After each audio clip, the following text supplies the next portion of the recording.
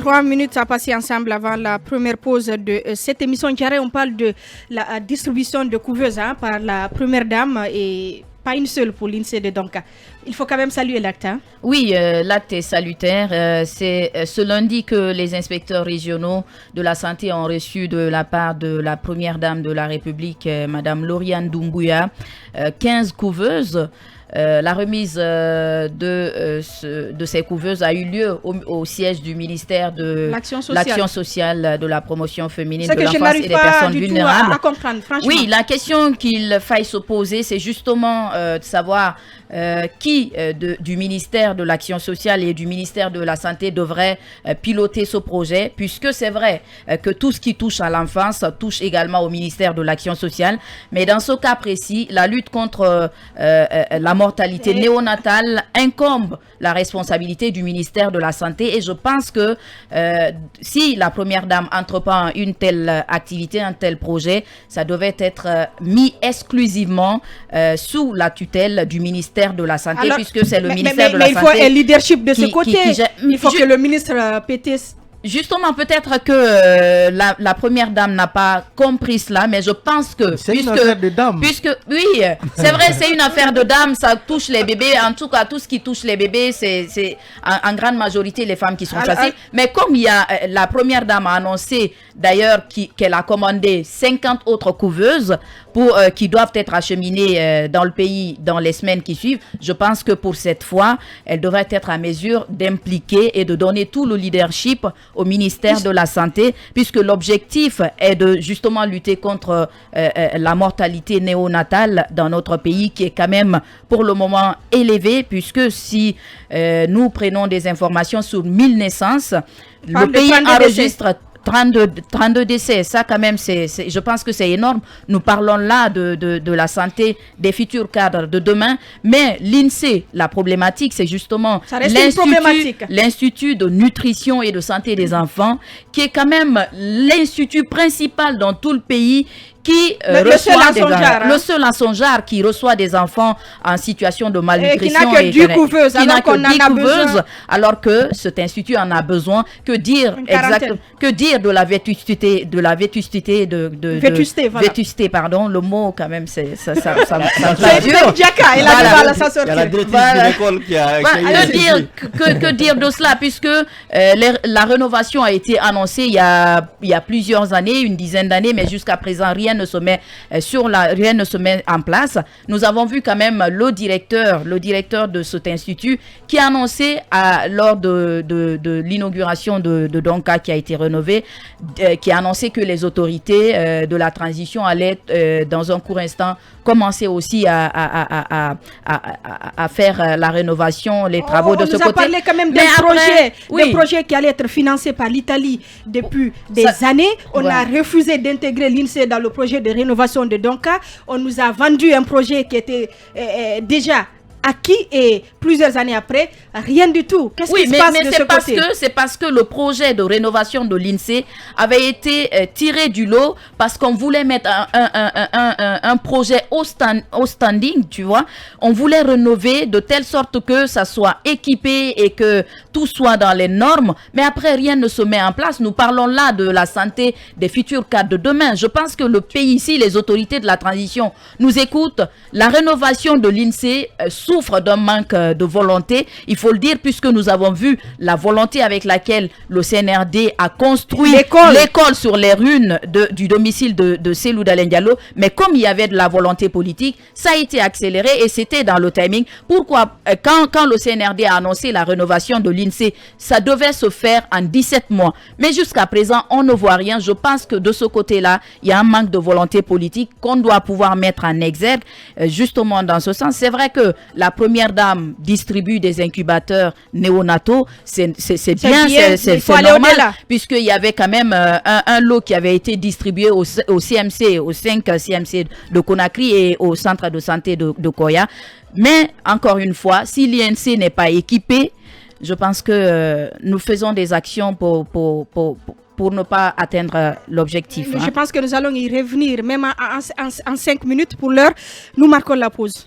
Avant d'ouvrir donc notre dossier sur la crise politique en Guinée et sur cette rencontre donc entre le président Ambalo et l'ANAD, le FNDC et le RPG Arc-en-Ciel, on reste sur cette distribution de couveuses par la première dame Yaya. Oui, Diarra tout à l'heure signalait le fait que l'initiative de la première dame n'a pas été coordonnée ou placée sous tutelle de la ministre de l'Action sociale. Du ministre de la Santé plutôt. Ah oui, tous les trois, tous les deux. C'est sur l'Action sociale, c'est sur la tutelle c'est le ministère de la sociale. Santé qui n'a pas été visible. D'accord, alors... ils étaient impliqués, mais ce n'est pas sous son leadership. Évidemment, on va dire voilà. comme ça. Ça n'a pas été placé sous sa tutelle, pardon. Alors, je disais que il faut comprendre la première dame. Je pense qu'elle est en train de marquer son territoire. Elle veut, en tout cas, elle aussi, faire comprendre qu'elle est là, qu'elle est présente et qu'elle veut marquer son territoire. Alors, mais est-ce qu'elle a une fondation, justement? La question se pose. Elle est en train de marquer son territoire. On n'en a pas besoin forcément. Mais est-ce qu'elle a une fondation? Au nom de quelle institution elle procède? De quelle structure elle procède? Oui, c'est très important. L'essentiel est qu'on a des important de le soulever. Parce que il y a le budget de souveraineté de son mari, n'oublie pas. Donc elle fait cela au nom de l'État, au nom des autorités. C'est son nom personnel. La raison pour laquelle j'ai voulu intervenir sur ce sujet, c'est justement rappeler que l'une des conclusions ou l'une des recommandations fortes issues du cadre de dialogue dit inclusif interguinéen, c'est la précision du statut de la première dame. Je pense que oui, ça a été dit, il faudrait que ce statut-là soit défini, soit encadré dans notre pays, parce que nous savons de toutes les façons que l'impact pas simplement de la première dame, mais aussi du premier monsieur. Donc ça a été dit. Je pense que c'est important. Nous savons que ces premières dames ont une influence sur leurs époux, sur en tout cas la manière dont le pays fonctionne. Elles sont capables de changer des évidemment, oui, le cours des choses. Et ailleurs, nous savons qu'il y a des ministres qui ont été nommés, mais c'est essentiellement grâce à l'intervention de ces dames-là. Donc, je pense que c'est important que ce statut-là soit aujourd'hui voté dans notre pays. Institutionnalisé. Institutionnalisé, évidemment. Je suis pour ça. Je pense que c'est une très bonne chose parce qu'il y a de l'argent quand même qui circule autour d'elle. Alors, Emma, en attendant, on a quand même les CMC qui sont dotés en couveuses et on a les hôpitaux régionaux qui reçoivent chacun 2 couveuses. C'est pas rien. Il faut saluer l'acte. Non, mais il faut saluer l'acte. Et d'ailleurs, globalement, moi, je pense que, bon, évidemment, vous estimez que le ministère de la Santé a été mis de côté. Je pense que peut-être, du point de vue cérémonial, on ne l'a pas vu. Mais si, il était là. Il y avait le secrétaire général. Du point de vue cérémonial, il n'était pas le leader. C'est ça. Il n'était pas le leader. Ça, c'est un constat.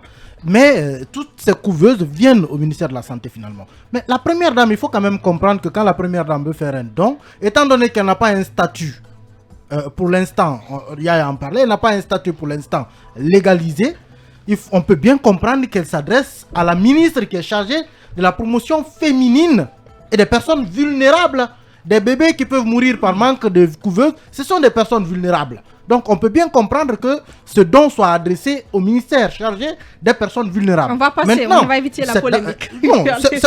Moi j'ai envie de dire qu'il n'y a pas d'erreur dans sa démarche. De mon point de vue, ce n'est pas une institution qui a fait un don à un gouvernement, c'est une personnalité qui a décidé de faire un don à quelqu'un qui est chargé d'un secteur bien stratégique. Maintenant, pour ce qui est globalement aujourd'hui de ce don, mais aussi du ministère de la Santé, il faut quand même dire que c'est l'un des ministères aujourd'hui qui est en train d'avancer plus vite que tous les autres. Le ministère de la Santé, je pense qu'il est en train d'avancer très vite. Parce que ces couveuses, évidemment, vous avez évoqué le cas de l'INSEE qui n'en a pas eu. Je suis tout à fait d'accord avec vous. On aimerait bien voir que l'INSEE en ait. Mais si les autres centres de santé, notamment les CMC des autres communes, sont dotés, que les régions sont dotées, ça baisse la pression sur l'INSEE. Aujourd'hui, tout le monde court vers l'INSEE parce qu'il n'y en a pas ailleurs. Il faut bien que le personnel soit formé aussi. Évidemment que le personnel sera formé. Parfois, nous avons des appareils qui se retrouvent dans des hôpitaux et qui restent là. Après, on les utilise pas.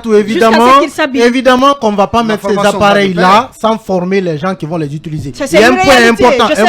Un point important a été soulevé d'ailleurs par je pense, le secrétaire général du ministère de la santé, comme quoi ces appareils ont un système facile à dépanner.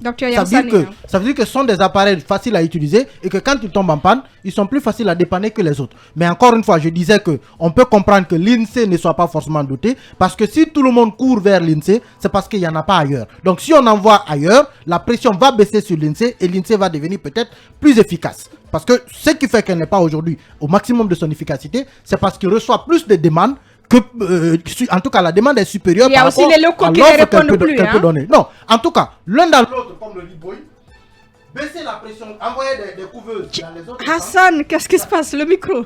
Envoyer des couveuses dans ça ne va pas encore. Ça va baisser la pression sur le CNC, comment on appelle, comment je dirais, l'INSEE de Donka. Donc, c'est tout à fait aujourd'hui normal de voir que ces couveuses ne viennent pas par là-bas. Maintenant, je disais que globalement, le ministère de la Santé évolue suffisamment bien. Vous regardez aujourd'hui les projets de construction même des hôpitaux régionaux. Les centres d'hémodialyse. Les centres d'hémodialyse qui sont en train d'aller vers l'intérieur du pays. Même ces centres d'hémodialyse, vous les construisez aujourd'hui dans les régions à l'intérieur du pays, vous verrez que la pression va baisser sur Conakry.